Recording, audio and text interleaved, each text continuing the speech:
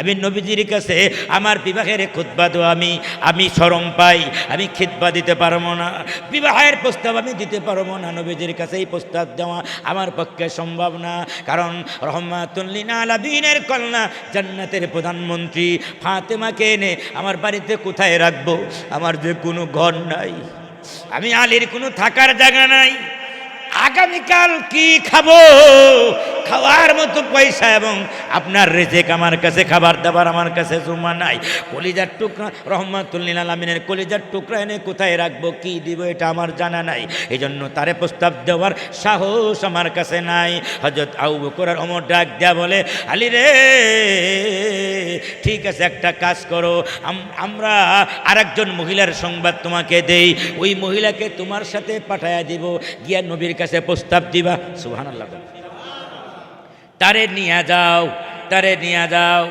আপনার ওই মহিলা দিয়া প্রস্তাব গ্রহণ করা হয়েছে। হযরত আলী রাদিয়াল্লাহু তাআলা নবীজির কাছে হাজির হয়ে গেছেন। আপনার রুমাল দিয়া মুখ ঢাকা, নবীজির দিকে বুক টান টান করে দাঁড়াই নেই, মাথা নিচা করে দাঁড়াইছে। সুবহানাল্লাহ। আল্লাহর আসসালামু আলাইকা ইয়া রাসূলুল্লাহ, আসসালাতু ওয়াসসালামু আলাইকা ইয়া হাবিবাল্লাহ। আল্লাহর নবী গো, আসছিলাম আপনার কাছে। আল্লাহ রাসূল বলেন, কেন আসছো বলো আলী, কিসের জন্য আসছো? বলে, আমি বলতে বড় লজ্জা পাই, শরম পাই। বলে, বলতে লজ্জার কোনো কারণ নাই, লজ্জার কোনো দরকার নাই, তারা তুমি বলো কিসের জন্য আসছো? হযরত আলী মাথা নিচু করে শরমে শরমে কয়, ইয়া রাসূলুল্লাহ, ইয়া হাবিবাল্লাহ, ফাতেমার বিবাহের প্রস্তাব নিয়ে আপনার কাছে আমি আসছিলাম। সুবহানাল্লাহ। আল্লাহ রাসূল কয়, আতাইতা আহলান ওয়া সাহলা, ও আলী, তোমার আশার শুভগমন হোক। সুবহানাল্লাহ। আল্লাহর নবী, বিশ্ব নবী রহমাতুল লিল আলামিন বলেন, মা তাজাওয়াজতু শাইআম মিন নিসাই ওয়ালা জাওয়াজতু শাইআম মিন বানাতি ইল্লা বিওয়াহয়িন জাআনি জিবরাইল মির রাব্বি। আল্লাহর নবী বলেন, উম্মত, আমি কোনো বিবিকে বিবাহ করি নাই। নবীজির 11 বিবি। বলেন কত বিবি? আল্লাহ রাসূল বলেন, কোনো বিবিকে আমি বিবাহ করি নাই। ওয়ালা জাওয়াজতু শাইআম মিন বানাতি, কোনো মেয়েকে আমি বিবাহ দেই নাই, কোনো স্ত্রীকে আমি বিবাহ করি নাই, আমার কোনো মেয়েকে আমি বিবাহ দেই নাই। ইল্লা বিওয়াহয়িন জাআনি জিবরাইল মির রাব্বি, কিন্তু ওহীর কারণে, যে ওহী জিবরাইল আল্লাহর কাছ থেকে আমার কাছে এসে পৌঁছায় দিছে। তাহলে হাদিস দ্বারা পরিষ্কার বোঝা যায়, নবী কোনো বিবি বিবাহ করেন নাই, কিন্তু আল্লাহর হুকুম ছাড়া। নবী তার কোনো মেয়েকে বিবাহ দেন নাই, কিন্তু আল্লাহর হুকুম, ওহী ছাড়া জিন্দেগিতে নবী কিচ্ছু করেন নাই। আজকের আলোচনার বিষয় সেটা হলো যে আমাদের দেশে একদল গ্রুপ আছে যারা হযরত আলী রাদিয়াল্লাহু তাআলা আনকে খোদার মতো মনে করে। নাউজুবিল্লাহ বলেন। কার মতো মনে করে? খোদার মতো মনে করে। আবার একদল গ্রুপ আমাদের দেশে আছে যারা হযরত আলী রাদিয়াল্লাহু তাআলা এর আপনার প্রশংসা, তার তারিফ, তার যে গুণাগুণ থেকে তারা অস্বীকার করে। অর্থাৎ একদল মানুষ আলী রাদিয়াল্লাহু তাআলাকে এত ভালোবাসে, ভালোবাসতে বাসতে তারা আল্লাহ বানায় ফেলাইছে। আর একদল মানুষ তারা আপনার আলীর দুশমন হয়ে গেছে, আলীকে তারা ঘৃণা করে। আর আমরা যারা আহলে সুন্নাতুল জামাত, আমরা হলাম বাইন, অর্থাৎ মাঝামাঝি। আমরা হযরত আলী রাদিয়াল্লাহু তাআলাকে খোদাও মনে করি না, আবার হযরত আলীকে আমরা দুশমনও মনে করি না। জোরে কোন সুবহানাল্লাহ, আরো জোরে কোন না সুবহানাল্লাহ। আলোচনাটা একটু বিষয়ভিত্তিক এবং গভীরের আলোচনা। আজকের একটা আলোচনা শুনলে আপনার অনেকগুলো প্রশ্নের সমাধান হয়ে যাবে, অনেক প্রশ্ন আপনার মন থেকে দূর হয়ে যাবে। সুবহানাল্লাহ। আমি যেখানেই আলোচনা করি, বিষয়ভিত্তিক আলোচনা করি। আজকের আলোচনা হলো ফাজাইল ও মানাকিবে আলী রাদিয়াল্লাহু তাআলা। আলী রাদিয়াল্লাহু তাআলার শান, মান এবং তার ফজিলাত, দুনিয়া এবং আখিরাতে তার দাম কত। সুবহানাল্লাহ।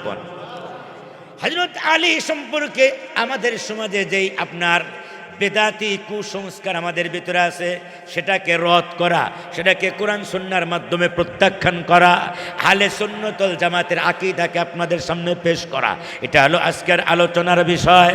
আগে আসি আলী রাদিয়াল্লাহু তাআলা আনকে। আলী রাদিয়াল্লাহু তাআলার বাবার নাম হলো হযরতে আবু তালেব, নবীজির আপন চাচা। নাম শুনছেন না? যিনি হলেন নবীজির চাচা। শুধু চাচা না, চাচা সম্পর্কে আল্লাহ রসুল বলেন আল আম্মু কাল আবি, যার আব্বা নাই, আব্বা যার নাই, এতিম হয়ে গেছে, তার যদি চাচা থাকে, চাচাকেই আমি নবী তার জন্য বাবা বানায়া দিলাম। চাচা হলো বাবার মতো, যার আব্বা নাই, আব্বা মারা গেলে চাচারে এই জন্য বাবার মতো সম্মান করে। আব্বা মারা গেলেন, চাচারেই যেন ঈদের ভিতরে লুঙ্গি দেয়, চাচারেই যেন আপনার ঈদের ভিতরে সালামি দেয়, কারণ আব্বা নাই। আল্লাহ রসুল বলেন চাচা হলো বাবার মতো। জোরে কন্যা আল্লাহু আকবার। আপনার লোক সংখ্যায় কম হলেও একজন দুইজন করে মানুষ কিন্তু আসা আরম্ভ হয়ে গেছে। মসজিদ ভরে যাবে ইনশাল্লাহ, ভয়ের কোনো কারণ নাই।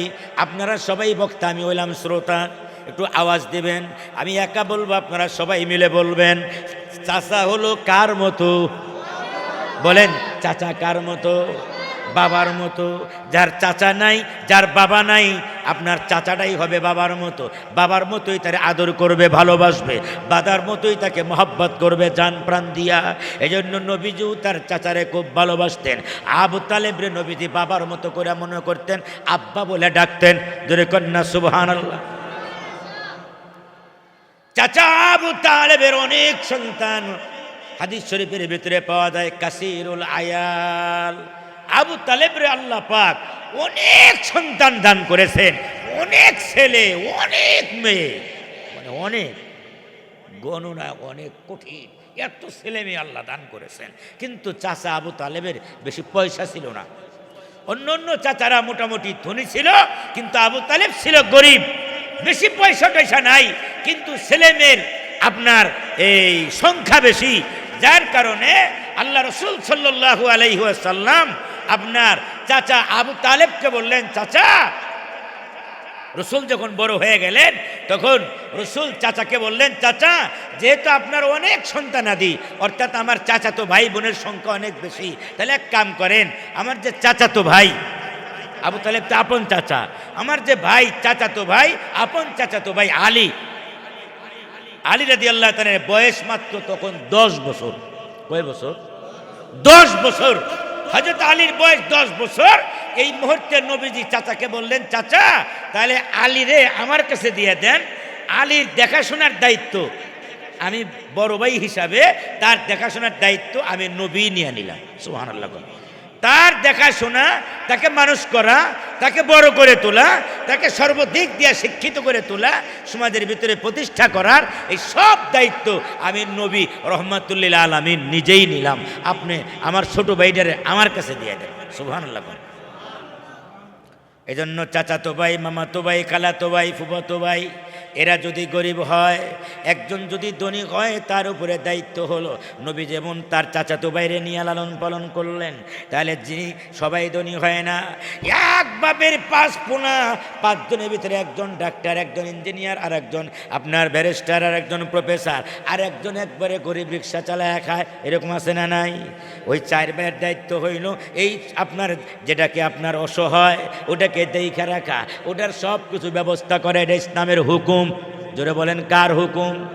আমরা তো এখন বাইরে কিভাবে ঠগাই এই চিন্তায় থাকি, কিন্তু ইসলাম এটা আমাদেরকে শিক্ষা দেয় না। ইসলাম শিক্ষা দেয় আল্লাহ পাক তোমারে দিয়েছেন সম্পদ, তোমার আর এক বাইরে সম্পদ দেয় নাই, তুমি তার দিকে খেয়াল রাখো, তারও তুমি একটু উঠায় দাও, দুনিয়ার ভিতরে, দুনিয়ার লাইনে তারও উঠায় দাও, তার অভাব অনটন তার পূরণ করে দাও। এটার নাম হলো ইসলাম। 5 ওয়াক্ত নামাজ গিয়া মসজিদের ভিতরে গিয়া কপালে দাগ ফালাইয়া দেওয়া, হজে যাওয়া, রোজা রাখা, শুধু এটার নাম কিন্তু ইসলাম না। মুআমালাত মুহাসারাত সব কিছু করা, আত্মীয় স্বজনের খবর রাখা, এটাও কিন্তু ইসলামের একটা পরিপূর্ণতা। জোরে কন্যা আল্লাহু আকবার। হযরত আলী রাদিয়াল্লাহু তাআলা আনকে নবীজি নিয়ে আসলেন আপনার লালন পালন করার জন্যে। বয়স হযরত আলীর 10 বছর। জোরে বলেন কয় বছর? 10 বছর। নবীজি হযরত আলীর বয়স যখন 10 বছর, নবীজিকে আল্লাহ পাক তখন নবুয়াতি দান করলেন। সুবহানাল্লাহ। তার মানে নবীর বয়স তখন 40 বছর। আলীর বয়স কত?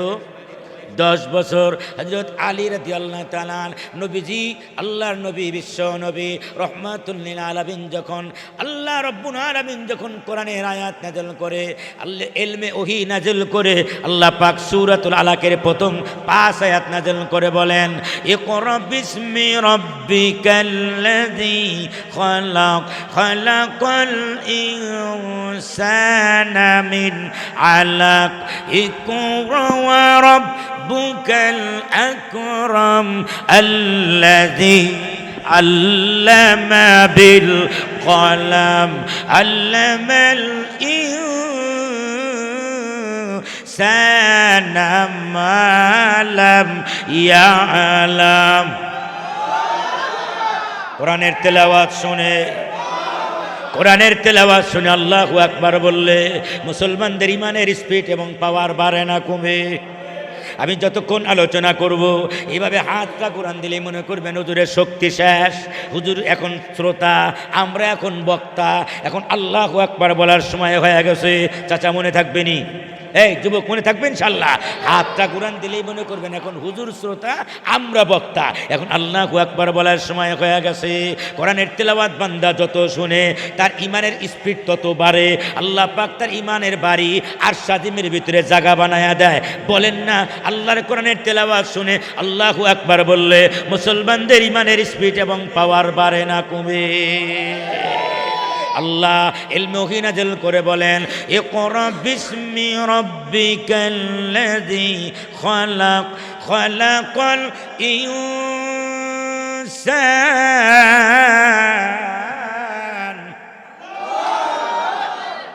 খালাকাল ইনসান,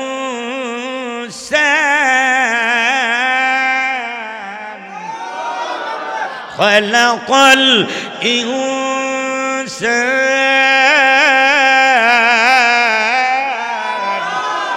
আল্লাহ রাব্বুল আলামিন আপনার ইলমে ওহী নাযিল করলেন নবীর উপরে।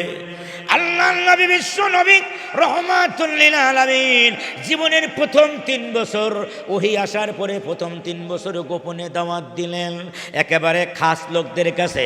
আপনার গোপনে গোপনে দাওয়াতের কাজ করেন। নবুয়তের 4র্থ বছরে গিয়া আল্লাহ পাক কোরআনের আরেক আয়াত নাযিল করে বলেন, ওয়ানজির আশীরাতাকাল আকরাবিন।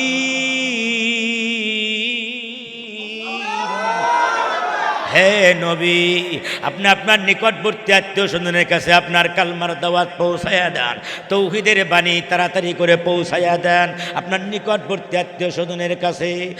ইসলামের 4র্থ বছর, নবুয়তের 4র্থ বছর, আল্লাহর নবী, বিশ্ব নবী, রহমাতুল লিল আলামিন এই আয়াত যখন নাযিল হয়ে গেছে, উনি প্রকাশ্য কালমার দাওয়াত দেওয়া আরম্ভ করবেন। কিভাবে শুরু করবেন? হযরত আলীর ডাক দেয়া বলেন, আলী রে, আলী যেহেতু নবীর খাদেম, সুবহানাল্লাহ, খাস খাদেম, হে আলী একটা কাম করো, তাবলীগের জন্য তোমাকে আমি ইনচার্জ বানিয়ে দিলাম। সুবহানাল্লাহ কোন? দাওয়াত তাবলীগের মেহনতের জন্য, ইসলামের তাবলীগের জন্য তোমারে আমি অফিসার বানিয়ে দিলাম, ইনচার্জ বানিয়ে দিলাম, ওসি বানিয়ে দিলাম। তোমাকে দায়িত্ব দিলাম, দায়িত্ব হলো তোমার, তুমি এটা সবাইরে দাওয়াত দাও। জোরে কন্যা সুবহানাল্লাহ। আল্লাহর নবী, বিশ্ব নবী, রহমাতুল লিল আলামিন খাবারের আয়োজন করলেন। খাবারের আয়োজন করলেন, বকরি জবাই করা হলো, রুটির ব্যবস্থা করা হলো, খাবারের আয়োজন করা হলো। আল্লাহর নবী ডাক দা বলেন, আলী রে, আমার যত আপনজন আছে, যত আত্মীয় স্বজন আছে, সব আত্মীয় স্বজনকে দাওয়াত দাও। আমার যত চাচা আছে, যত ভাইয়েরা আছেন, চাচাতো ভাইয়েরা আছেন, সবাইকে দাওয়াত দাও। এক জায়গায় সবাইকে দাওয়াত দাও। হযরত আলী রাদিয়াল্লাহু তাআলা সবাইকে দাওয়াত দিলেন। দাওয়াত দেওয়ার পরে খাবার দাবার হয়ে গেল। আল্লাহর নবী ডাক দেয়া বলে, চাচা গো আমি একটা কথা আপনাদের সামনে বলতে চাই। কি বলতে চাও বলো? আবুল আহাব ডাক দেয়া বলে, ভাতিজা মুহাম্মদ বলো না তুমি কি বলতে চাও? আল্লাহর নবী চাচাদের দিকে তাকায় বলে, চাচা গো আমি একটা কথা বলতে চাই, এমন একটা সুসংবাদ দিতে চাই, যেই সুসংবাদ আপনার দুনিয়া এবং আখিরাতে মানুষ সফল হইয়া যায়, এরকম একটা সুসংবাদ দিতে চাই। কি সুসংবাদ দিতে চাও? চাচা গো আল্লাহ রাব্বুল আলামিন আমাকে নবী এবং পয়গম্বর বানায়া, আখেরি পয়গম্বর বানায়া, বিশ্ব নবী রহমাতুল লিল আলামিন বানায়া, পুরা দুনিয়ার রহমতের নবী বানায়া আল্লাহ আমাকে প্রেরণ করেছে। আমার পূর্বে যত নবী ছিল তারাও এসেছেন, আল্লাহ আমাকে আখেরি পয়গম্বর হিসাবে প্রেরণ করেছেন, আমার পরে আর কোনো পয়গম্বর আসবে না। অমনি আবুল আহাব ডাক দেয়া বলে, তাব্বান লাকা আলিহাযা জামাতানা, ও ভাতিজা মুহাম্মদ তোমার দুই হাত ধ্বংস হইয়া যাক, এই কারণে নাকি তুমি আমাদেরকে জমা করেছো, এই কারণে কি জমা করেছো? কোন তাফসীরের ভিতরে পাওয়া যায় আল্লাহর নবী বিশ্ব নবী রহমাতুল লিল আলামিন আপনার মদিনা মক্কার উকাজ নামক বাজারের ভিতরে আল্লাহর নবী যখন কালমার দোয়া আরম্ভ করলেন, কুলিয়া আইয়ুহান নাস কুলু লা ইলাহা ইল্লাল্লাহ তুফলিহুন, ইয়া আইয়ুহান নাস কুলু লা ইলাহা ইল্লাল্লাহ তুফলিহুন, রাসূল যখন কালমার দোয়া আরম্ভ করে দিলেন, অমনি আপনার ওই বাজারের অনেকগুলো মানুষ আপনার ছোট ছোট পাথর নিয়া, যুবক বুড়া সবাই মিলে নবীজির পিছন দিক দিয়ে আপনার পাথরগুলো মারতে লাগলো। এক একটা পাথরের টুকরা গিয়া আপনার নবীজির পিঠের ভিতরে লাগে, নবীজির আপনার পিছন দিকে লাগে, নবীজির রান মুবারকের ভিতরে লাগে, পায়ের ভিতরে লাগে। তখন তোর যুগেতে এরকম জামা তৈরি হয় নাই, এই ধরনের কাপড়ের জামা তৈরি হয় নাই। ওই যে এক একটা পাথর গিয়া যখন নবীজির পিঠ মুবারক আর রান মুবারকের ভিতরে লাগে, পাথরের আঘাতে নবীজির পিঠ ফাইটা যায়, নবীজির আপনার রান মুবারক ফাইটা, পানিগুলো আপনার রক্তগুলো যখন বায়া বায়া যখন নিচের দিকে পড়ে, হঠাৎ করে মদিনা মক্কার উকাজ নামক বাজারের মানুষগুলো চিৎকার করে বলে, এই আবার লোকটা কোথার থেকে আসলো, এরাই বা কারা যারা পিছন দিক থেকে পাথর মারে। হঠাৎ করে দেখে একজন লোক বুড়া মানুষ বিরাট বড় একটা পাথর নিয়ে নবীজির মাথার দিকে মারার জন্য একেবারে রেডি হয়ে গেছে, একেবারে নবীজিকে দুনিয়ার থেকে বিদায় করে দিবেন। আপনার বাজারের মানুষগুলো ডাক দেয়া বলে, যিনি দাওয়াত দেন ওনার নাম কি? একজনকে ওনার নাম হলো মুহাম্মদ সাল্লাল্লাহু আলাইহি ওয়াসাল্লাম। ওই যে বিশাল বড় পাথর নিয়ে নবীজির মাথার ভিতরে, মুহাম্মদের মাথার ভিতরে মারার জন্য যিনি রেডি হয়ে রয়েছেন তার নাম কি? কয় তিনি আর কেউ না, তিনি হলেন মুহাম্মদের আপন চাচা আবুল আহাব। নবীজিকে দুনিয়ার থেকে বিদায় করে দেওয়ার জন্য তিনি চেষ্টা করতেছেন, কিন্তু আবুল আহাবের হাত চলে না। পাথর ধরেছেন ঠিকই, কিন্তু হাতে শক্তি পায় না। হাত অবাস করে দিয়েছেন কে? আরো জোরে কন্যাকে। হাত অবাস হয়ে গেছে, হাতে শক্তি পায় না, মারতে পারে না। আল্লাহর নবী ডাক দেয়া বলেন, চাচা গো আমি দাওয়াত করেছি আপনাদেরকে, আমাকে আল্লাহ পাক দুনিয়া আখিরাতের সুসংবাদ দিয়া আপনাদের কাছে পাঠাইছে। কোন লা ইলাহা ইল্লাল্লাহ মুহাম্মাদুর রাসূলুল্লাহ সাল্লাল্লাহু আলাইহি ওয়াসাল্লাম। কেউ বলে না, কোনো কথা বলে না, নবীজির প্রশ্নের জবাব দেয় না। আমাকে কি আপনারা সাহায্য করবেন না? আপনারা না আমার রক্তের সম্পর্কের চাচা, কেউ কোনো কথা বলে না। ওই যে হযরত আলী মাত্র 14 বছরের যুবক, 14 বছরের মাত্র একেবারে কিশোর হযরত আলী রাদিয়াল্লাহু তাআলা নবীজির সকল চাচাদের ভিতর থেকে, আপনজনের ভিতর থেকে, আত্মীয় স্বজনের ভিতর থেকে, দাওয়াতের ভিতর, আপনার ঘরের ভিতর থেকে হযরত আলী 14 বছরের কিশোর দাঁড়ায়া গিয়া বলে, ইয়া রাসূলুল্লাহ, ইয়া হাবিবাল্লাহ, কেউ যদি আপনার পক্ষে সাহায্যের জন্য না দাঁড়ায়া যায়, আমি আলী আপনার সাহায্যের জন্য আমার জীবন যৌবন উৎসর্গ করে দিলাম। আরো জোরে কন্যা আল্লাহু আকবার। আল্লাহ নবী ডাক দিয়া বলেন, তুমি ছোট, তুমি বসো। আর কেউ কি আছে আমাকে সাহায্য করার জন্য ইসলামের ব্যাপারে? না, কেউ কোনো কথা বল না, আত্মীয় স্বজনরা কেউ কোনো কথা বলে না। হযরত আলী দ্বিতীয়বারও দাঁড়া গিয়া কয়, আনা হুজুর, আমি আছি আপনাকে সাহায্য করার জন্য। আল্লাহ রসুল কয়, থামো, তুমি বসে যাও। আর কে আসেনি আমাকে সাহায্য করার জন্যে? নবীজির বড় তামান্না ছিল, দিলের খোরাক ছিল, দিলের আশা ছিল, আমার চাচাদের ভিতর থেকে কেউ না কেউ আমার সাহায্যের জন্য দাঁড়ায় যাবে। আমার আব্বা নাই, আমি ইয়তীম, আমার মা নাই, আমার আব্বা নাই। আমি বাবারে জিন্দেগিতে কোনোদিন দেখি নাই বাবার চেহারা কেমন। আবার মাকে 6 বছরের সময় হারিয়ে ফেলেছি। আমি বিশ্ব ইয়তীম। আমি যখন বিপদে পড়ে যাব, আমার সুখে দুঃখে আমার চাচারা দাঁড়ায়া যাবে। তৃতীয়বারও নবীজি বললেন, আসেনি আমাকে সাহায্য করার জন্য ইসলামের ব্যাপারে কেউ, কিন্তু চাচারা কোনো কথা বলে না।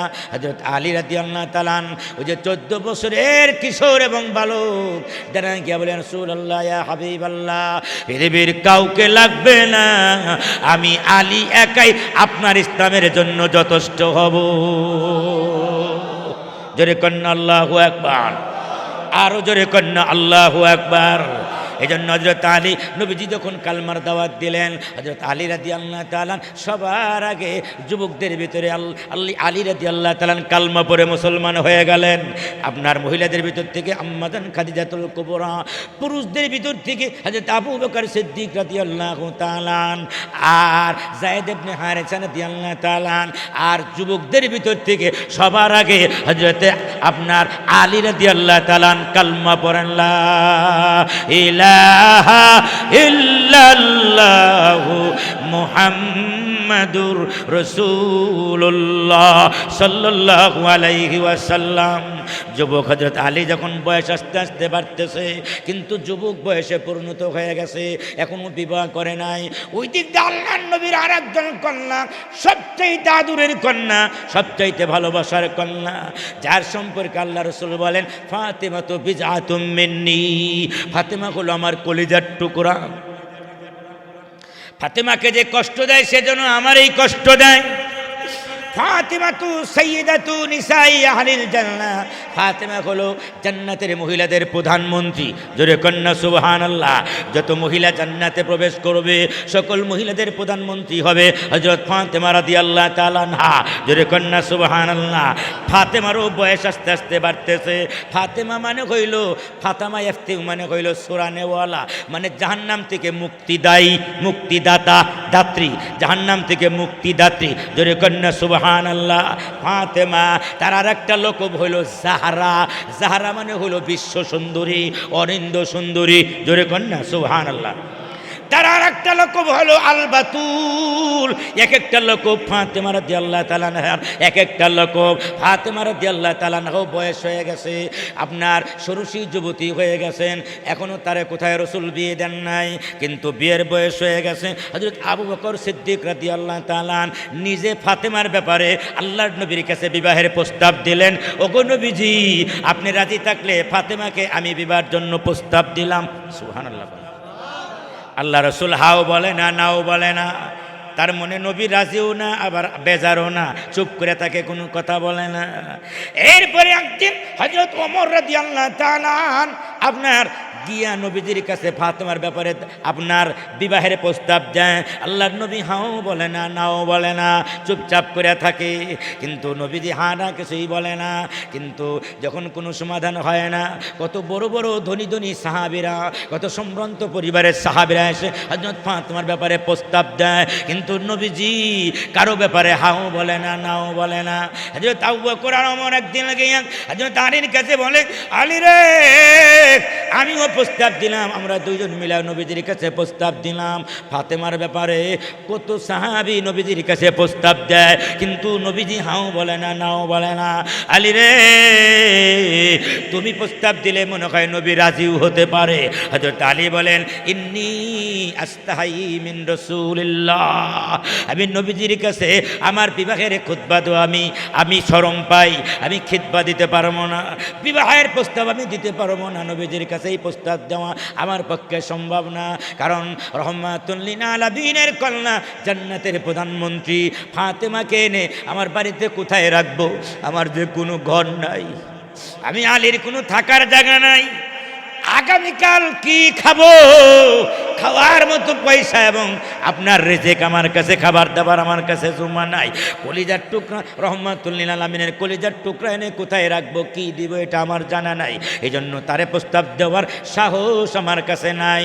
হযরত আবু বকর আর ওমর ডাক দেয়া বলে, আলী রে, ঠিক আছে, একটা কাজ করো, আমরা আরেকজন মহিলার সংবাদ তোমাকে দেই, ওই মহিলাকে তোমার সাথে পাঠায়া দিব, গিয়া নবীর কাছে প্রস্তাব দিবা। সুবহানাল্লাহ।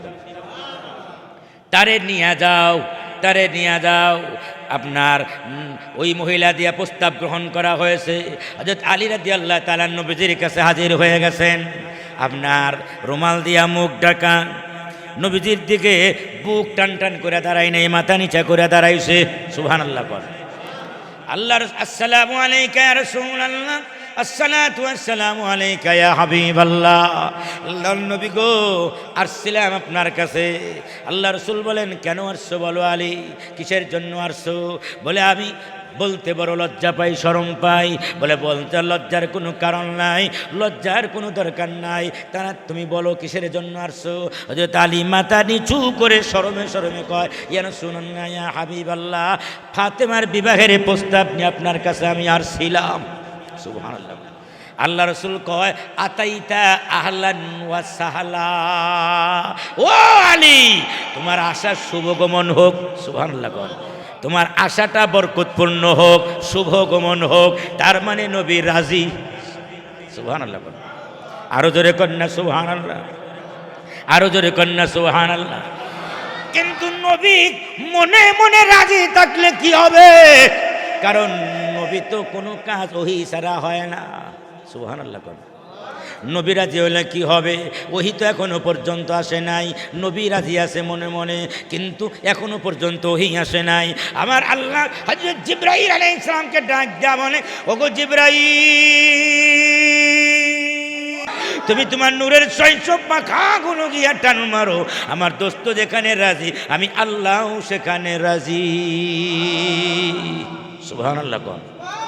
আল্লাহ রাসূল কয়, মা তাযাওয়াজতু শাইআম মিন নিসাই আন আবি সাঈদিন খুদরি রাদিয়াল্লাহু তাআলা আন্নাহু ক্বাল ক্বাল রাসূলুল্লাহ সাল্লাল্লাহু আলাইহি ওয়াসাল্লাম, মা তাযাওয়াজতু শাইআম মিন নিসাই ওয়া লা যাওয়াজতু শাইআম মিন বানাতি ইল্লা বিওয়াহীর জাআনি জিবরাইল মির রাব্বি। আমি কোনো বিবিরে বিবাহ করি নাই, আমার কোনো মেয়েরও আমি নবীজির বিবাহ দেই নাই, কিন্তু আল্লাহর ওহী ছাড়া। ওহী ছাড়া কার? তার মানে এখন আল্লাহ রাজি, নবীও রাজি। আল্লাহ রাসূল ডাক দেয়া বলেন, আলী রে, বিবাহের যে প্রস্তাব নিয়ে আসছো, তোমার কাছে বিবাহের মোহরানা দেওয়ার মতো কিছু আছে টাছে কিনা? সুবহানাল্লাহ। মোহরানা আছে কিনা? মোহরানা দেওয়ার মতো কোনো কিছু আছে কিনা? হযরত আলী রাদিয়াল্লাহু তাআলা বলেন, ওগো নবীজি, মোহরানা দেওয়ার মতো আমার কাছে কিচ্ছু নাই, আমার কাছে টাকাও নাই, বাড়িও নাই, গাড়িও নাই, কিচ্ছু নাই, আমি ফকির, আমি মিসকিন, আগামীকাল কি খাবো তাও নাই, কোথায় রাখবো আপনার মেয়ে তাও আমার কাছে নাই, ভাঙ্গাচোরা একটা ঘর আছে, ভালো ঘরও নাই যে নিয়ে রাখবো। আল্লাহর নবী কয়, কেন? কিছুদিন আগে কিছুই নেই তোমার কাছে? কয় না, আমার কাছে মাত্র দুইটা জিনিস আছে, এছাড়া কিছু নাই। কি আছে তোমার কাছে? ওগো নবীজি, জিহাদ করার জন্য আমার কাছে একটা ঘোড়া আছে, যেটা দিয়ে আমি আল্লাহ রাস্তায় জিহাদে শরীক হই। 2 নম্বর, আমার কাছে একটা লৌহ বর্ম আছে, লোহার পোশাক, যেটা আমি শরীরে লাগাইয়া যুদ্ধের ময়দানে যাই। আগের যুগে লৌহ বর্ম পরে যুদ্ধ করার জন্য যাইতো, তীর বর্ষার আঘাত যেন শরীরে যেন আপনার আঘাত না করতে পারে, লোহার পোশাক। সুবহানাল্লাহ। ওটা ছিল লোহার পোশাক, ওই লোহার পোশাকটা আছে আমার কাছে, আর হলো ঘোড়া আছে, এছাড়া আর তরবারি এছাড়া আমার কাছে আর কিছু নাই, কোনো কিছু নাই। আল্লাহ নবী ডাক দেয়া বলেন, আলী রে, যুদ্ধ করার জন্য ঘোড়াটা প্রয়োজন পড়বে, কিন্তু তোমার যেই লৌহ বর্ম যে যুদ্ধের পোশাক যেটা আছে, এটা তুমি বিক্রি করে দাও, লৌহ বর্মটা বিক্রি করে দাও, বাজারে নিয়ে যাও, ওইটা দিয়া যা কিছু হবে ওইটা দিয়া তোমার মোহরানা পরিশোধ করবা। আর আমি নবী তোমার জন্য দোয়া করে দিব। আল্লাহ রাব্বুল আলামিন দুশমনের তীর বর্ষা থেকে আল্লাহ কুদরতিভাবে তোমার শরীর মহান আল্লাহ হেফাজত করবে। আল্লাহ নবী যদি কারোর জন্য দোয়া করে ওইটা ডাইরেক্ট আল্লাহর দরবারে কবুল হয়ে যায়। এটা আমার বানানো কথা না, এটা আল্লাহর কোরআনের আরেক জায়গায় আল্লাহ বলেন, ওয়ালাউ আন্নাহুম ইয যালামু আনফুসাহুম জাউকা ফাস্তাগফিরুল্লাহ ওয়াস্তাগফারা লাহুমুর রাসূল লাওয়াজাদুল্লাহ তাওয়াবার রহিমা। নবীজি কারো জন্য হাত উঠাইতে দেরি, রহমতের হাত উঠতে দেরি, কারো জন্য সুপারিশ করতে দেরি, আল্লাহ তার জন্য দোয়া কবুল করতে দেরি হয় না। রসুল যদি দয়ার করে হাতটা উঠায় দেয় কারো জন্য, সুপারিশের জন্য যে হাত বাড়াইয়া দেয়, যে কোনো সমস্যার জন্য হাত বাড়াইয়া দেয়, আল্লাহ তার হাত কবুল করতে দেরি হয় না। নবীজির জবান দিয়া বের হতে দেরি, আর শাদিমে পুষতে দেরি হয় না। সুবহানাল্লাহ কন্যা, আরো জোরে কন্যা সুবহানাল্লাহ। হযরত আলী রাদিয়াল্লাহু তাআলা আনহু তার লৌহ বর্ম লোহার পোশাক বিক্রি করার জন্য বাজারের দিকে যাইতেছে, মক্কার আপনার বাজারের দিকে যাইতেছে। মদিনার বিখ্যাত ব্যবসায়ী হযরত উসমান গনি রাদিয়াল্লাহু তাআলা বাজারের বড় বিখ্যাত ব্যবসায়ী হযরত আলী রাদিয়াল্লাহু তাআলার সাথে পথে দেখা। আলী রে কোথায় যাচ্ছ? কয় যাবো বাজারের ভিতরে।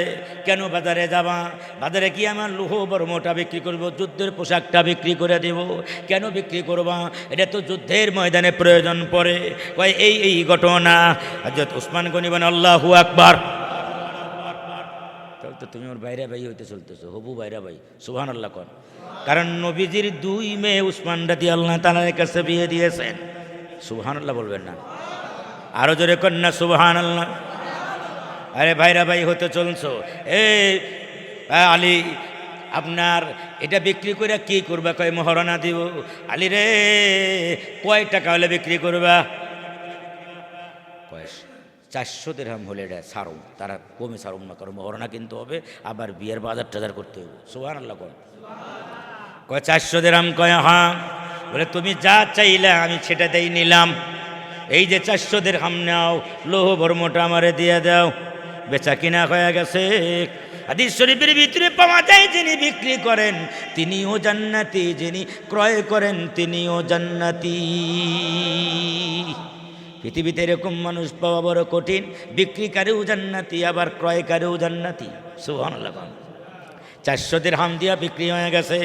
এবার 400 দিরহাম হযরত আলীর হাতে উঠাইয়া দিয়া বলে, আলী রে এই যে নাও তোমার 400 দিরহাম, যাও তাড়াতাড়ি রহমাতুল্লাহ আলামিনের দরবারে। কি নবীজির কবে বিয়ার ডেট দেয়, তাড়াতাড়ি করে দাও। হযরত আলী যখন রওনা করলেন 400 দিরহাম নিয়ে মনের খুশিতে নবীজির কাছে নিয়ে দিবেন, পিছন দিক থেকে হযরত ওসমান গনি রাদিয়াল্লাহু তাআলা ডাক দেয়া বলে, আলী রে, হে আলী দোস্ত একটু দাঁড়াও। কয় কি? কয় দোস্তর বিবাহের ভিতরে কত উপটোকন দেয়। কয় হক। কয় আমারও তো উপটোকন দেওয়া দরকার, বিবাহ এখনো হয় নাই, আমি অগ্রিম উপটোকন দিয়া দিতে চাই। কয় কি দিবা? কয় যে লৌহ বর্মটা তোমার বিবাহের জন্য উপটোকন দিয়া দিলাম। আল্লাহু আকবার কন, আরো জোরে কন আল্লাহু আকবার। এবার এক হাতে লৌহ বর্ম মানে পোশাক, যুদ্ধের পোশাক এক হাতে, আর এক হাতে টাকা। বাজার এখনো হয় নাই, টাকা। আমি আপনাদের কাছে প্রশ্ন করতে চাই, মহিলাদের কাছে, আমার মা বোনদের কাছে জিজ্ঞাসা করতে চাই, হযরত আলী যে নবীর কাছে ফাতেমার বিবাহের জন্য গেছে, একাই গেছে, লোকজন নিয়ে যায় নাই। জোরে কোন কথা ঠিক না বেঠিক কোন? এই জন্য আগের যুগের বিবাহের মধ্যে থাকতো বরকত, এখন বিবাহের মধ্যে বরকত নাই। কারণ বিবাহ শুরু হয় হারাম দিয়া, শেষও হয় হারাম দিয়া। বিবাহ শুরু দিয়া হারাম কেমনি? কারণ মা বোনরা আছে আমার, শত শত মা বোনরা, কেমনি বিবাহ হারাম দিয়া দিয়া শুরু হইল, বিবাহটা হারাম হইল।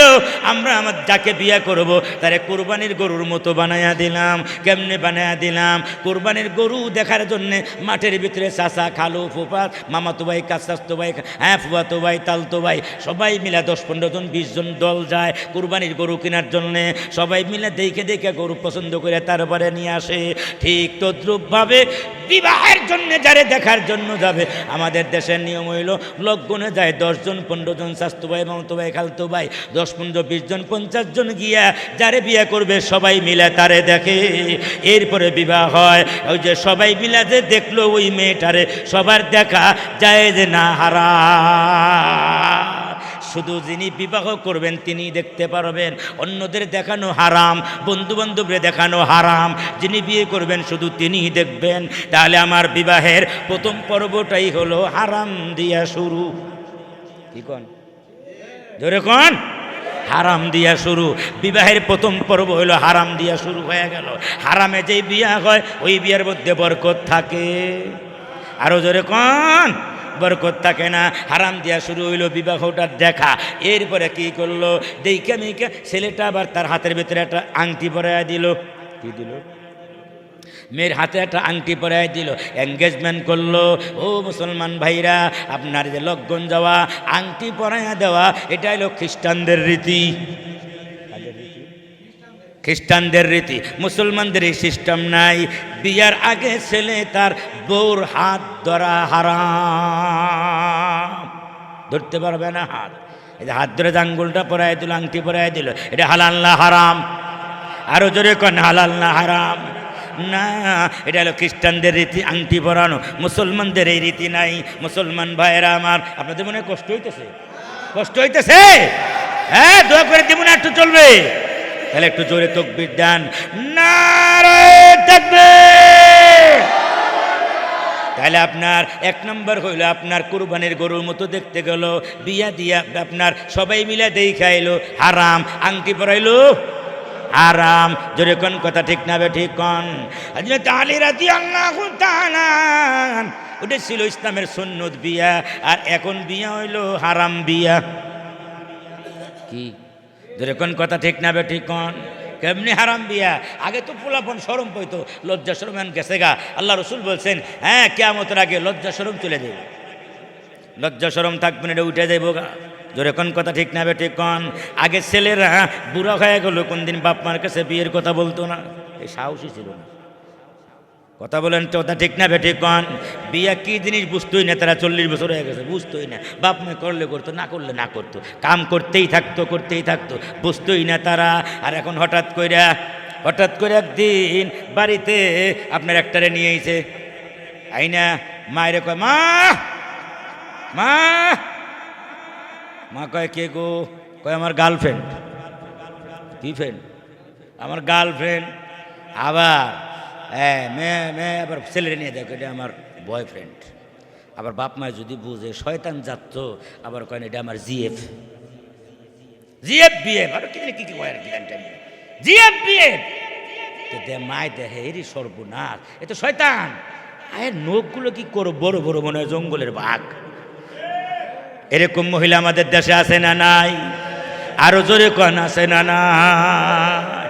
নখগুলো একেবারে বড় বড়, শয়তানের মতো নখ কাটে না জিন্দেগিতে। নখের মধ্যে আবার আলকাত্রা মাখানো, আলকাত্রা মাখলে নখের ভিতরে আপনার পানি ঢুকবে না। আলকাত্রা বুঝছেন তো? যা আছে আর কি, মোটা জাতীয় যা কিছু আছে, ওটা লাগাইলে ভিতরে পানি ঢুকবে না। পানি না ঢুকলে তার জিন্দিগিতে গোসল হয় না, গোসল না করলে তার ওযু হয় না। ওর জিন্দিগির সারা জীবনই নাপাক। যেই ব্যক্তি সারা জীবন নাপাক থাকে, যেই মহিলা, ও মানুষ না শয়তান, ভালো মানুষ না টাটকা শয়তান। আরো জোরে কন, আরো জোরে কন, ওটা টাটকা শয়তান। মা বুন্ডা আমার ভিতরে আছে। আল্লাহ নবী ডাক দিয়া বলে, উম্মতিরা রে, তোমার মাথার আরে আমার উম্মতেরা কি করবা? বলে বগুলের নিচের পশম, নাভির নিচের পশম, এরপরে তোমার হাতের নখ, এগুলো প্রতি সপ্তাহে সপ্তাহে কাটবা। যদি না পারো 14 দিনে 2 সপ্তাহ, না পারলে 3 সপ্তাহ, সর্বোচ্চ 40 দিন। 40 দিন পরে যদি কোনো যুবক আর কোনো যুবতী যদি নিজের নখ আর আপনার বগুলের নিচের পশম পশম, নাভির নিচের পশম যদি না কাটে এটা হালাল না হারাম? কবিরা গুনাহ হয়ে যায়। কি গুনাহ? কবিরা গুনাহ হয়ে যায়। এরকম মহিলা বিয়ে করে নিয়ে আইছে, মার হাতে পরিচয় করে, মা গো এই যে আমার আমার গার্লফ্রেন্ড নিস, নাউজুবিল্লাহ কোন। এই বিয়ায় শান্তি থাকে? শান্তি থাকে? বরকত থাকে? প্রেমের বিয়ে টিকে না। শতকরা একটা টিকতেও পারে, নাও টিকতে পারে, আর 99টাই ভেঙে যায়। যখন কথা ঠিক না বে ঠিক কন। আগে যেই আশা দিয়ে বিয়ে করছে এখন সেই আশা আর এখন নাই। আসুন না আমরা সামনের দিকে আগায়া যাই। হযরত আলী রাদিয়াল্লাহু তাআলা আন আপনার 400 দিরহাম নিয়ে নবীদের কাছে নিয়ে কয়, ওগো নবীজি, এই যে বিক্রি করে দিয়ে আসছি, আপনার কাছে বিক্রি করে দিয়ে আসছি। বলে কি বিক্রি করে দিয়ে আসছো? তোমার পোশাক তো তোমার কাছেই দেখি, খাতে পোশাক, আর তুমি কয় বিক্রি করে দিয়ে আসি। কয় হুজুর, ওগো নবীজি, গেছিলাম বাজারে, কিন্তু বাজারের ক্রেতা বড় ভালো, ক্রেতা টাকাও দিছে, আবার আমার মালও ফেরত হাত দিয়ে দিছে। সুবহানাল্লাহ কোন। বড় ভালো ক্রেতা আবার কে? কয় আমার ভাই উসমান। নবী কয় উসমানও জান্নাতি, আলীও জান্নাতি, বায়ও জান্নাতি, মুস্তারিও জান্নাতি, ক্রেতা বিক্রেতা দুইজনে জান্নাতি। আল্লাহর নবী টাকাগুলো নিয়া আপনার 400 দিরহাম নিয়া আল্লাহর নবী আপনার কিছুটা রাইখা দিলেন, আর কিছুটা হযরত আবু বকরের হাতে দিয়া কলে, আবু বকর এটা নিয়ে যাও, ফাতেমার জন্য বাজার নিয়ে আসো। বাজার থেকে আমরা কি করি, যার বিয়ের হেই তো বাজার করতে যাই, নিয়ে তো হলো আলী রাদিয়াল্লাহু যাবেন বাজার করার জন্যে, কিন্তু নবী যে টাকাটা নিয়ে কার হাতে দিছেন? আবু বকরের হাতে। যাও বাজার করে নিয়ে আসো। আলী রাদিয়াল্লাহুকে দেয় নাই। তার মানে কি, আবু বকর যেই বাজার নিয়ে আসবে ফাতেমার বাজার, ওই বাজারে ফাতেমাও খুশি, নবীজিও খুশি, আল্লাহও খুশি, আমার আল্লাহও রাজি, আলীও রাজি, ফাতেমাও রাজি, নবীও রাজি, আল্লাহও রাজি। আবু বকরের বাজারে সবাই রাজি। আল্লাহু আকবার। বাজারঘাট হয়ে গেছে, বাজারঘাট হয়ে গেছে। এখন কি হবে? নবীজি খাবারের আয়োজন করলেন। কি করলেন? আপনার হযরত আলীর আপনার তার সাহাবীদেরকে, বিশেষ বিশেষ সাহাবীদেরকে দাওয়াত দিলেন। এখন আপনার বউ বাত আসবে, ছেলের পক্ষ থেকে আসে না, মেয়ের বাড়িতে আসবে। আমাদের দেশে তো অনেক মানুষ আছে, 400 500 700। আর আমাদের দেশে তো কী করলে এখন একটা আপনার আমাদের দেশে এখন বিবাহের নামে আপনার এই মোবাইল হোটেল খুলছে। কি হোটেল? Mobile hotel. হুজুর মোবাইল হোটেল আবার কি? এই যে মোবাইল মাদ্রাসা আছে, তারপরে মোবাইল টয়লেট আছে, ওই জায়গায় জায়গায় আছে না মোবাইল টয়লেট, রাস্তার মোড়ে মোড়ে মোবাইল টয়লেট, মানে এই অস্থায়ী টয়লেট আর কি। মোবাইল হোটেল খুলছে আমাদের দেশে। বলে কি? বলে যে আপনার হিসাব করে আমি যদি 1000 মানুষ খাওয়াইতে পারি, 1000 জন সর্বনিম্ন 1000 করে টাকাও যদি দেয়, তারপর তো 10 লাখ টাকা এসে যাবে। আর কেউ 2000 দিবে, কেউ 5000 দিবে, কেউ 10,000 দিবে। জোরে বলেন কথা ঠিক না? কাজে আমি খরচ করব 5 লাখ, আমার আসবে 15 লাখ 20 লাখ টাকা। এই জন্য বিবাহের বিশাল বড় আয়োজন করে তারপরে ওই বিবাহের প্যান্ডেলের বাইরে গিয়া আপনার হোটেলে খাওয়া দাওয়া করবেন। খাওয়া দাওয়া করার পরে হোটেলের বাইরে হওয়ার সময় গেটের মধ্যে আবার ম্যানেজার বসে থাকে না, চেয়ারের ভিতরে খাবার খাইছেন, এখন টাকা দিয়ে যান। এখন আপনার বিবাহ একটা আধুনিক হোটেল। যদি কোন কথা ঠিক না বেঠিক কন, বিবাহের এখন হোটেল বানাইছে, আধুনিক হোটেল।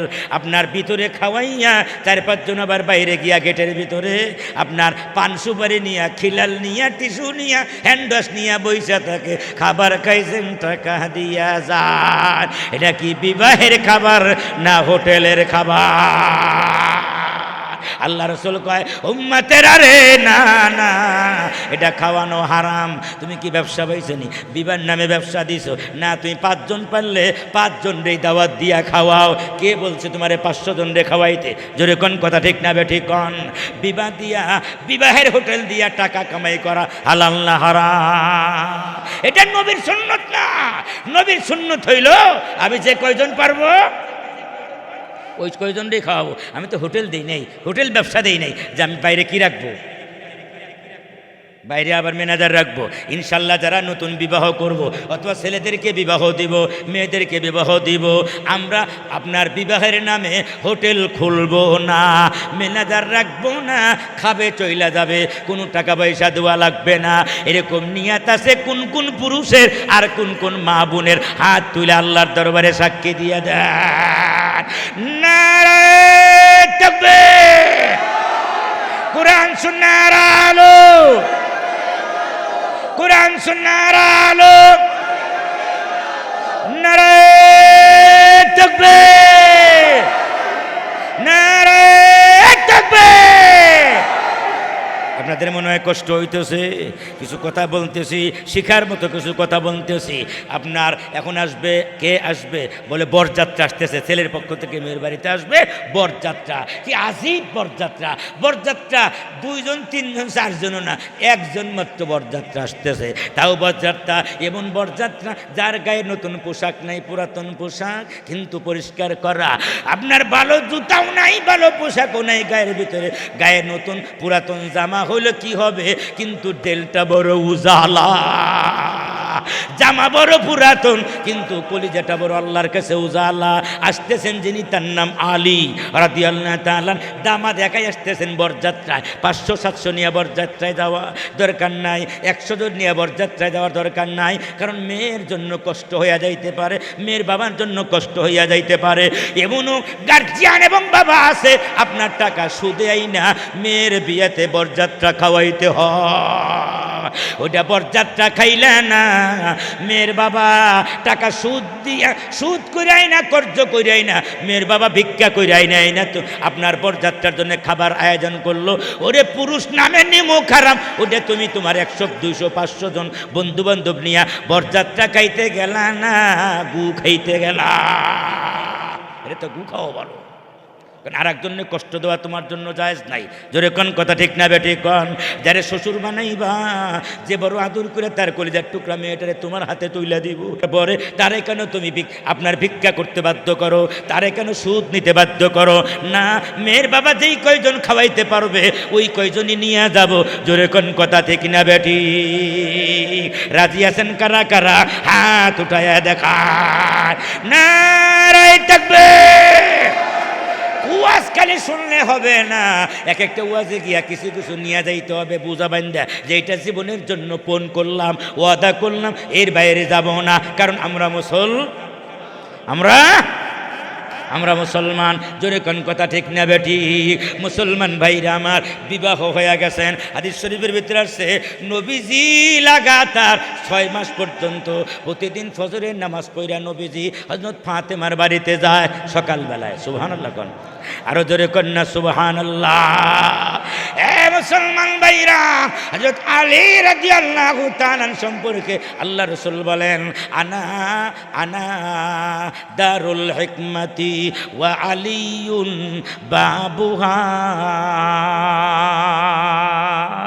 আল্লাহ রসুল কয়, পৃথিবীর মানুষেরা রে, আমি হলাম হেকমতের বাড়ি। আল্লাহ নবী কয়, আমি হলাম হেকমতের বাড়ি, আর আমার আলী হইল ওই হেকমতের বাড়ির দরজা।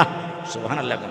অন্য হাদিসে নবীজি বলেন, আমি হলাম এলেমের বাড়ি, মদিনার এলেমের বাড়ি, আর মদিনার শহরের এলেমের বাড়ি, আর আমার আলী হইল ওই এলেমের শহরের দরজা। যদি এক নবী যদি হয় বাড়ি,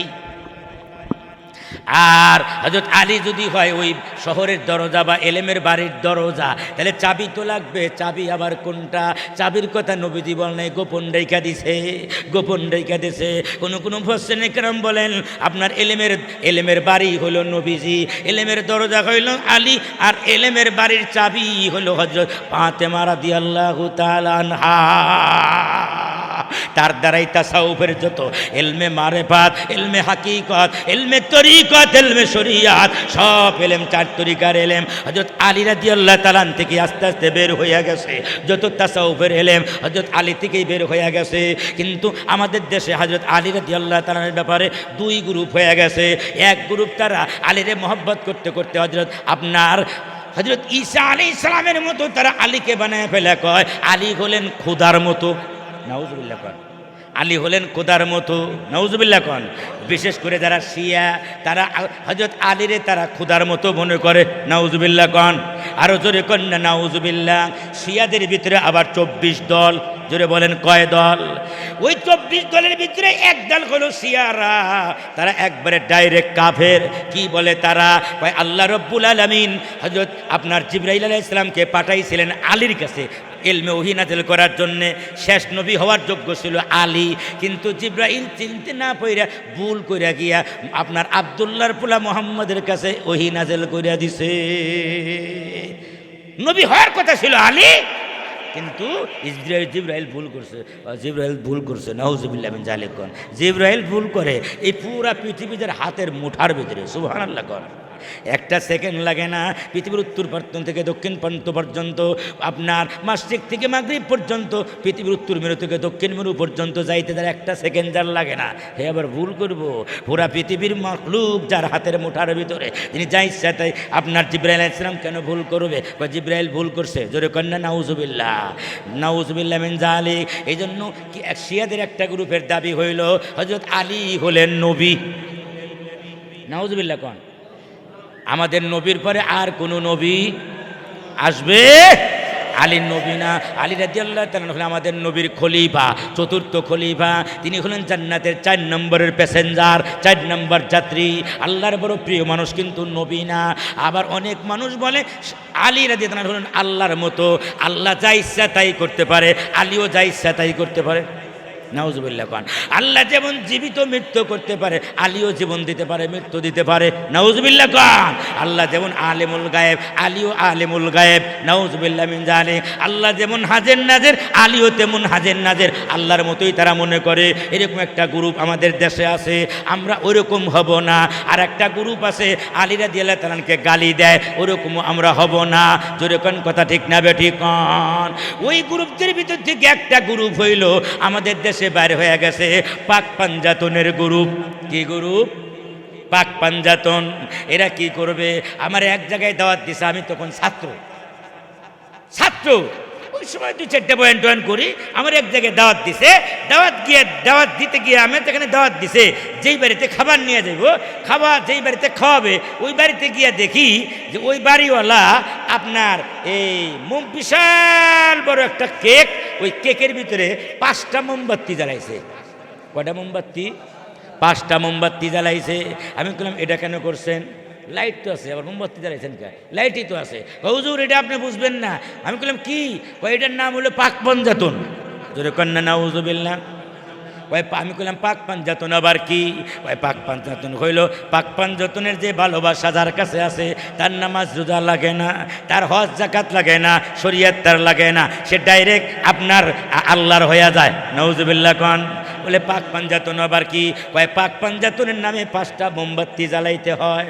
একজন হইল একটা মোমবাতি নবীর নামে, একটা মোমবাতি আলীর নামে, আর একটা মোমবাতি ফাতেমার নামে, আর একটা হাসানের নামে, আর একটা হুসাইনের নামে। এই 5 জন হইল পাক পাঞ্জাতন। 5 জনের নামে 5টা মোমবাতি জ্বালাইয়া দিলাম। 5টা মোমবাতি জ্বালাইলেই আমরা আল্লাহর ওলি হইয়া গেছি, আর কোনো শরীয়ত তরিকত লাগবে টাকবে না। জোরে কন্যা নাউজুবিল্লাহ।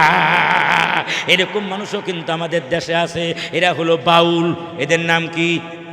বাউল। এই যে কয়দিন আগে মানিকগঞ্জের এক বন্ড নাম হলো আবুল সরকার, এই বেটা কইছে আল্লাহর কথার কোনো গুয়া মাথা খুঁজে পাই না। কুরআন হলো আল্লাহর কথা, আর হাদিস হলো নবীর কথা। যদি কোন কথা ঠিক না? নবী হলো হাদিসের বাণী, কুরআন হলো আল্লাহর বাণী। হাদিস হলো নবীর বাণী, কুরআন হলো আল্লাহর বাণী। তাহলে কুরআনটাই হলো আল্লাহর কথা। যদি কোনো শয়তান বলে আল্লাহর কথা কোনো গুয়া মাথা খুঁজে পাই না, তার মানে সে কোরআনের ভুল ধরতে চায়। যদি কোন কথা ঠিক না বেঠি? কাফের মুশরিকরা যেখানে কোরআনের ভুল ধরতে পারে না, কোনো মুসলমান নামদারি শয়তান যদি আল্লাহর কোরআনের ভুল ধরতে যায়, ওর গুয়া মাথা কয়টা আগে খোঁজা দরকার। এটা মানুষ না শয়তান? আরো জোরে কান, মানুষ না শয়তান? বাউল গান গায় আর আপনার হারমোনিয়াম টান দেয়, বাজায় তবলা বাজারে, কয় ও পানির নিচে মোমের বাতি, ও পানির নিচে মোমের বাতি, বান বাতাসে নিভে না। পিরাউলিয়াদের নামাজ পড়তে অজু গোসল লাগে না। পিরাউলিয়াদের নামাজ পড়তে ওযু গোসল লাগে না। ওই একটি গাছে 3টি ডাল, একটি গাছে 3টি ডাল, কোন ডালে হযরত বেলাল।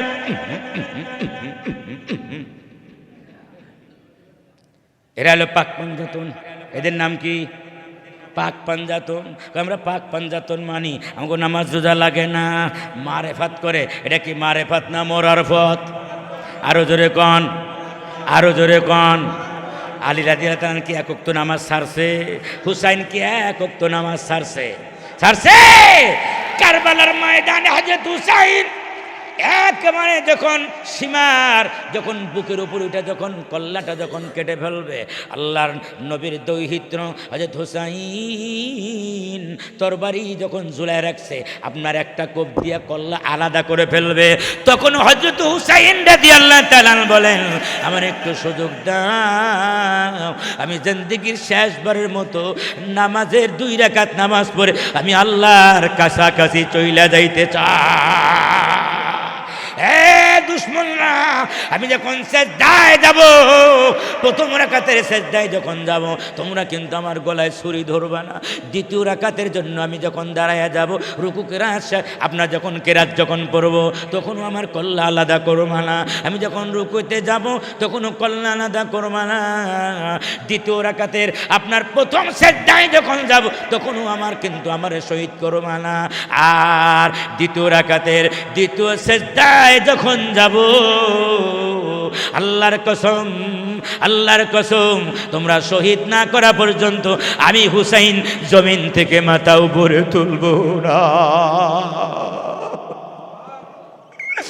না মসজিদ মে না মন্দির মে, না মসজিদ মে না মন্দির মে, না बैतुल्लाह की दीवारों की साये में नमाज इश्क अदा हुई थी तलवारों की साये में। হযরত আলী আপনার তলোয়ারের নিচে পড়ে নামাজ আদায় করে, উসমান তলোয়ারের নিচে নামাজ আদায় করে, হযরত ওমর ফারুক তলোয়ারের নিচে নামাজ আদায় করে, হাসান হুসাইন তলোয়ারের নিচে নামাজ আদায় করে। আপনার সেজদার হালাত তারা দুনিয়ার থেকে বিদায় হইয়া যায়, পাক পঞ্জাতুনের নাম নিয়া আলীর মহব্বত দেখায়া, হাসান হুসাইনের মহব্বত দেখায়া যারা নামাজ পড়ে না, ওরা মানুষ না শয়তান। যারা শরীয়ত মানে না, তরিকত মানে না, ওরা মানুষ না শয়তান। আপনাদের মনে হয় কষ্ট হইতেছে, হযরত আলী রাদিয়াল্লাহু তাআলা বিবাহ করলেন ফাতেমারে, মনে আছে নি আপনাদের? বিবাহ করলেন ফাতেমা রাদিয়াল্লাহু তাআলা। হাও আপনার বিবাহের ভিতরে বয়স আস্তে আস্তে বাড়তেছে। আল্লাহর নবী, বিশ্ব নবী, রহমাতুল লিল আলামিন। আর বেশি লম্বা টাইম আমি নেব না, আর হয়তো 15-20 মিনিট সময় আপনাদের কাছ থেকে নেব। আপনাদের কি কষ্ট হবে? মুনাজাত দিয়া যাবেন কি যাবেন না? আপনারা হাত দেখান, হাত দেখান, কারা কারা মুনাজাত দিয়া যাবেন? সারা বছর তো ঘুমান, এমনি তো মানুষ 12-1টার আগে ঘুমায় না ঢাকা শহরের মানুষ, কথা ঠিক না? আমাদের বাপ মার জন্যে, বাপ মার জন্য মুনাজাত দিয়া যাব, বাপ মারে ঠগাবো না ইনশাআল্লাহ। বাপ মার জন্য মোনাজাত দিয়া যাব। মা নাই যাদের, আব্বা নাই যাদের, অন্ধকার কবরে ঘুমায় গেছে, তাদের জন্য মোনাজাত না দিয়া যাব না। ও মিরপুরের বাউনিয়াবাদের মুসলমানেরা, আল্লাহর নবী, বিশ্ব নবী, রহমাতুল লিল আলামিন হযরত আলী রাদিয়াল্লাহু তাআলা হাদিস শরীফের ভিতরে পাওয়া যায়। হযরত ইমরান ইবনে হুসাইন রাদিয়াল্লাহু তাআলা থেকে হাদিস খানা বর্ণিত। হযরত আলী রাদিয়াল্লাহু তাআলা একদিন তার আপনার প্রিয়তম স্ত্রী হযরত ফাতেমা রাদিয়াল্লাহু তাআলা আনহাকে ডাক দেয়া বলে, ওগো ফাতেমা, হাল তুগাদ্দিনি, ও ফাতেমা, আমার বড় ক্ষুধা লাগছে, প্রচণ্ড ক্ষুধায় নড়াচড়া করতে পারি না। ও ফাতেমা, একটা কোনো খাবারের রুটির ব্যবস্থা করা যায় কি না? একটু সামান্য নাস্তার ব্যবস্থা করা যায় কি না? হযরত ফাতেমা রাদিয়াল্লাহু তাআলা ডাক দিয়া বলেন, প্রাণের স্বামী গো, স্বামীর দিকে তাকায়া তাকায়া কান্দে, চোখের পানি ছেড়ে ছেড়ে কান্দে। স্বামী গো, আপনার নাস্তার ব্যবস্থা কেমনে করব? আজ 2 দিন হলো আপনি কোনো বাজার ঘাট করতে পারেন না। আপনার বাজার না করার কারণে হযরত হাসান হুসাইন রাদিয়াল্লাহু তাআলা আনহুমা, আমাদের ছেলে হাসান হুসাইন মা মা মা করে যখন কান্দে, মাগো একটা রুটি দাও না মা। আমরা হাসান হুসাইন 2 ভাই অর্ধেক করে ভাগ করে খায় কোন রকমের জীবনটা বাঁচাই।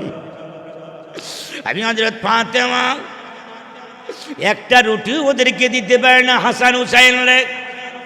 হযরত হাসান হুসাইন কান্দে, মাগো ও মা, যদি একটা রুটি না দিতে পারো, একটা রুটির টুকরা দাও। একটা রুটির টুকরা ভাগ করে 2 ভাই খায়া পানি খায়া কোন রকমের জীবনটা বাঁচাবো। আল্লাহর হযরত ফাতেমা রাদিয়াল্লাহু তাআলা আনহা বলেন, স্বামী গো, 2 দিন যাবত আপনি বাজার গান করেন না, একটা টুকরা ওদেরকে একটা রুটির টুকরাও দিতে পারি না। হযরত আলী রাদিয়াল্লাহু তাআলা বলেন, এ বিবি, বাড়িতে যে খাবার দাবার নাই, আমারও তো কোনোদিন বলো নাই, কি হইছে কেন বলো নাই? হযরত ফাতেমা কান্দে আর ডাক দেয়া বলে, স্বামী গো, আমি জানি আমার বাবা আমাকে কোন স্বামীর সাথে বিবাহ দিয়েছে। আল্লাহ রাসূল বলেছেন, ইয়া ফাতেমা ইন্নী জাওয়াজতুকা সাইয়্যিদান ফিদ দুনিয়া ওয়া সাইয়্যিদান ফিল আখিরা। ওগো মা ফাতেমা, তোমার আমি দুনিয়ার সর্দারের সাথে বিবাহ দিলাম, আখিরাতের সর্দারের সাথে বিবাহ দিলাম। স্বামী গো, খাইতে পারি আর না পারি, পড়তে পারি আর না পারি, আপনার আঙ্গুল ধরে ধরে আমি কিয়ামতের দিন জান্নাতে যাইতে চাই। হযরত আলী রাদিয়াল্লাহু তাআলা কাঁদতে কাঁদতে বিবির জন্য, ছেলেদের জন্য, হাসান হুসেনের জন্য কোনো খাবারের ব্যবস্থা করতে পারে না। আলী রাদিয়াল্লাহু তাআলা কাঁদতে কাঁদতে বের হয়ে গেলেন, এমনভাবে বের হয়ে গেলেন, বের হয়ে গিয়া একজন সাহাবীর কাছ থেকে 1 টাকা, 1 দিনার, 1 দিরহাম আপনার হাওলাত করেছেন, কর্জ নিয়েছেন, ওটা দিয়ে বাজার আনবেন, হাসান হুসাইনের জন্য, ফাতেমার জন্য বাজার এনে তাদের জন্য খাবারের ব্যবস্থা করবেন। 1 দিরহাম নিয়ে আপনার দুপুর বেলায় যখন বাড়ি থেকে যখন বের হয়ে গেছেন, প্রচণ্ড রোদ, আরবের মরুভূমি এলাকা, আপনার প্রচণ্ড রোদের ভিতরে সাধারণত মানুষ বের হয় না, রাত্রেবেলায় বের হয়, দুপুর টাইমে আরবের মানুষগুলো বের হয় না, এমন প্রচণ্ড রোদ থাকে। ওই রোদের ভিতরে আপনার হযরত আলী রাদিয়াল্লাহু 1 টাকা নিয়ে বের হয়ে গেছেন। হঠাৎ করে দেখে মরুভূমির রাস্তা, মদিনার মসজিদ নববীর রাস্তার ভিতরে একজন সাহাবী আপনার গড়ায়া এই উত্তপ্ত বালুর ভিতরে গড়ায়া কান্দে আর চিৎকার মেরে মেরে কান্দে। হযরত আলী রাদিয়াল্লাহু তাআলা ডাক দেয়া বলেন, কি গো,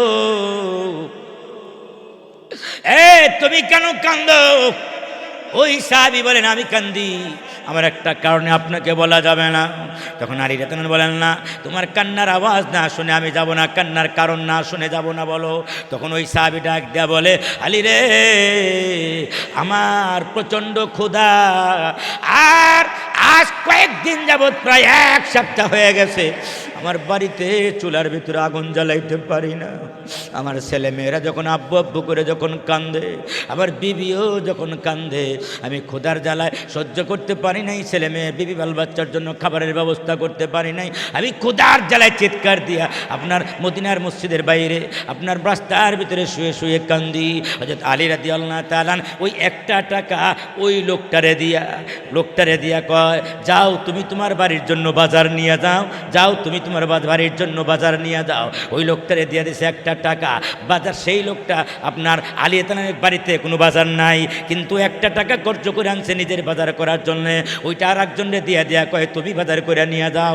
আলী রাদিয়াল্লাহু তাআলা চলে গেছেন মসজিদে নববীর ভিতরে, চলে গেছেন, মাগরিবের নামাজ আদায় করেছেন, যোহর নামাজ আদায় করেছেন, আসরের নামাজ আদায় করেছেন, মাগরিবের নামাজ আদায় করে মসজিদে নববীর আপনার গেটের ভিতরে বসে রয়েছেন। আল্লাহর নবী যখন মাগরিবের নামাজ আদায় করে যখন বের হইলেন মসজিদ দিয়া, দরজার ভিতরে হযরত আলী রাদিয়াল্লাহু তাআলাকে পা দিয়ে একটু টুকা দিলেন, কিরে আলী, আতুয়াসিনা, আজকে কি একটু তোর বাড়িতে আমার একটু রাত্রের খাবার খাওয়াবি না? হযরত আলী রাদিয়াল্লাহু তাআলা কান্না আরম্ভ করে দিলেন, কারণ 2 দিন যাবত তো তার বাড়িতে খাবার নাই। রহমতের নবী তার বাড়িতে আজকে রাত্রিবেলায় খাবার খাওয়ার জন্য মেহমান হতে চায়। আলী কোনো কথা বলে না। আল্লাহ রাসূল বলেন, আলী কেন কথা বলো না? আলী কান্দে, কোনো জবাব দেয় না। আল্লাহ নবী বলেন, আলী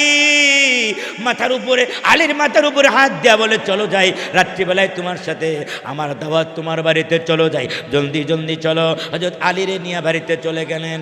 বাড়িতে যাওয়ার পরে আপনার ডাক দিলেন, হযরত ফাতেমা রাদিয়াল্লাহু তাআলা ঘরের দরজা খুললেন।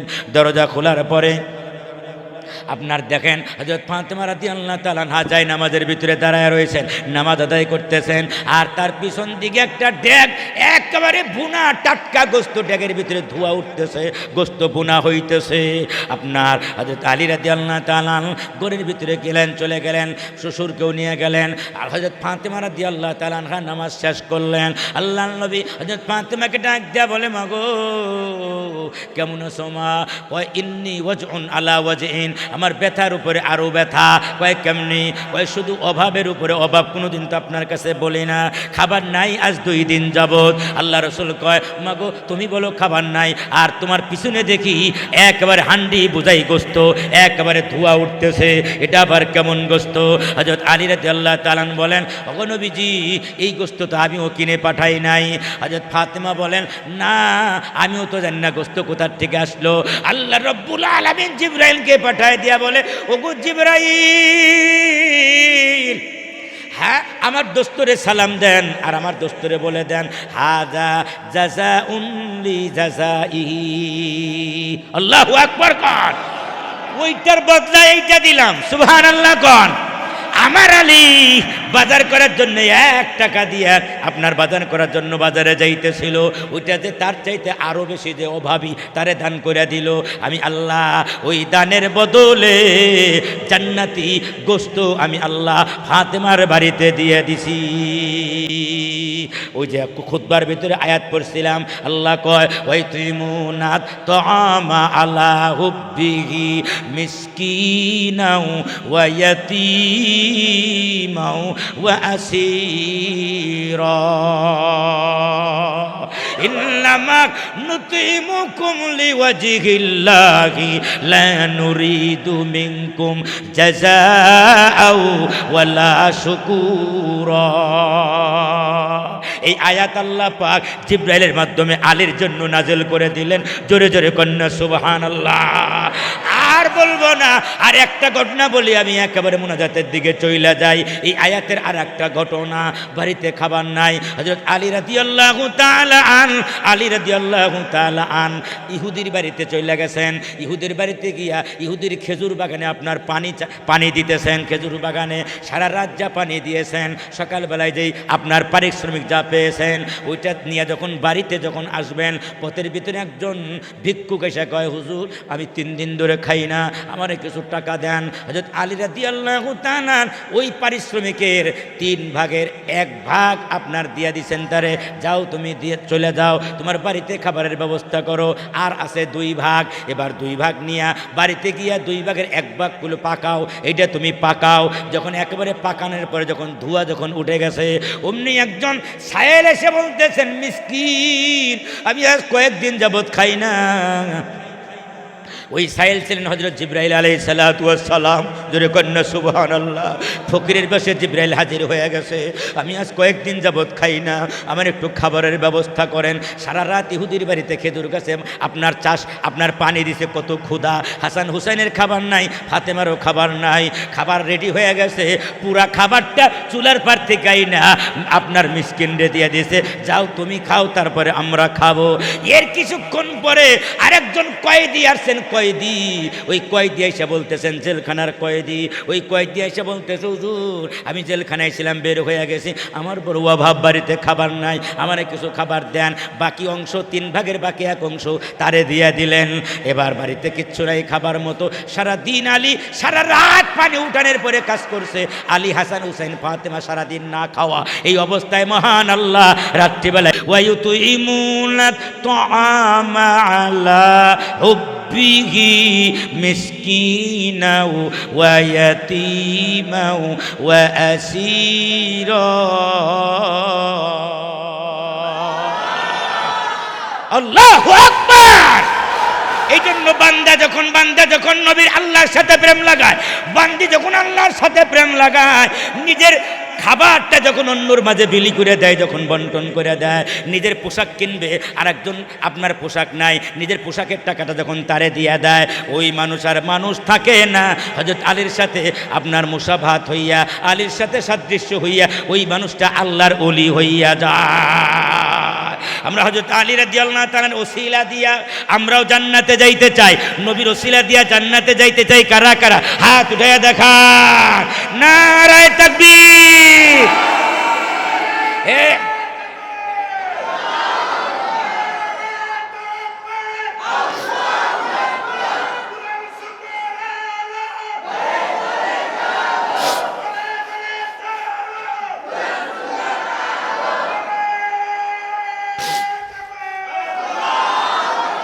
এজন্য আমরা চাই আমরা আলীর সাথে আলোকে ভালোবেসে, নবীরে ভালোবেসে আমরা আল্লাহর নবী, আমরাও যাব জান্নাতের ভেতরে, আল্লাহর জান্নাতের ভেতরে আমরাও যাব ইনশা। এই যে কোরআনের মাহফিলটা, এটা প্রত্যেক বছরই চলবে ইনশা। আরো জোরে করেন ইনশা। আগামী বছর সবাই মিলে মাঠে মাহফিল করবেন। মাঠে করলে মানুষ হয় আপনার হাজার হাজার, এই মসজিদের ভিতরে মানুষ ঢুকতে চায় না। একের বাংলাদেশের সব বড় বক্তাও যদি আনেন, তাও মসজিদে মানুষ ঢুকতে চায় না। কি বলেন কথা ঠিক না ঠিক কন? বাংলাদেশের সবচেয়ে বড় বক্তাও যদি আনে, তারপরে মসজিদ করবো না। কেন? মানুষ বাইরে ওয়াজ শুনতে মজা পায়, কিন্তু মসজিদে ঢুকতে মানুষ ভয় পায়, ওয়াজ শুনতে চায় না। কি বলেন কথা ঠিক না ঠিক কন? এই জন্য আগামী বছরের মাহফিলটা মাঠে হবে ইনশাল্লাহ। বলেন নিয়াত আছে কার কার? হাত উঠাইয়া দেখা।